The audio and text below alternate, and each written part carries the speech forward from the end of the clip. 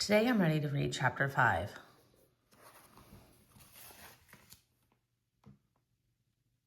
The principal's office was small and dark and smelled like pipe tobacco. The secretary looked up at Rob when he walked in. "Go right on back," she said, nodding her big blonde head of hair. "He's waiting for you." "Rob," said Mr. Flummer when Rob stepped into his office. "Yes, sir," said Rob. "Have a seat," Mr. Flummer said, waving his hand at the orange plastic chair in front of his desk. Rob sat down. Mr. Flummer cleared his throat. He patted the piece of hair that was combed over his bald head. He cleared his throat again.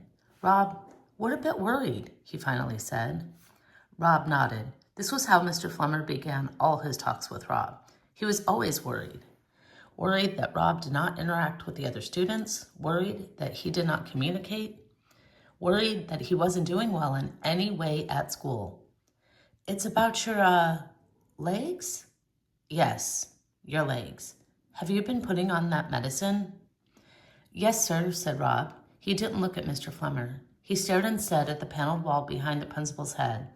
It was covered with an astonishing array of framed pieces of paper, certificates and diplomas and thank you letters. "May I, look?" asked Mr. Flummer. He got up from his chair and came halfway around his desk and stared at Rob's legs. "Well, sir," he said after a minute. He went back behind his desk and sat down. He folded his hands together and cracked his knuckles. He cleared his throat. "Here's the situation, Rob.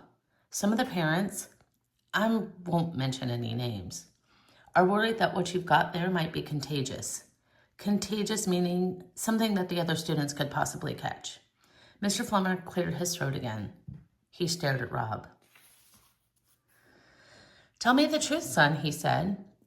"Have you been using that medicine you told me about? The stuff that the doctor in Jacksonville gave you? Have you been putting that on?" "Yes, sir," said Rob. "Well," said Mr. Flummer, "let me tell you what I think. Let me be upfront and honest with you. I think it might be a good idea if we had you stay home for a few days. What we'll do is just give that old medicine more of a chance to kick in. Let it start working its magic on you. And then we'll have you come back to school when your legs have cleared up. What do you think about that plan?" Rob stared down at his legs. He felt the picture of the tiger burning in his pocket. He concentrated on keeping his heart from singing out loud with joy. "Yes, sir," he said slowly. "That would be all right." "That's right," said Mr. Flummer. "I thought you'd think it was a good idea. I'll tell you what I'll do. I'll just write your your father, a note and tell him what's what. He can give me a call if he wants. We can think about it." "Yes, sir," said Rob again. He kept his head down. He was afraid to look up. Mr. Flummer cleared his throat and scratched his head and adjusted his piece of hair. And then he started to write. When he was done, he handed the note to Rob. Rob took it, and he went outside the principal's office.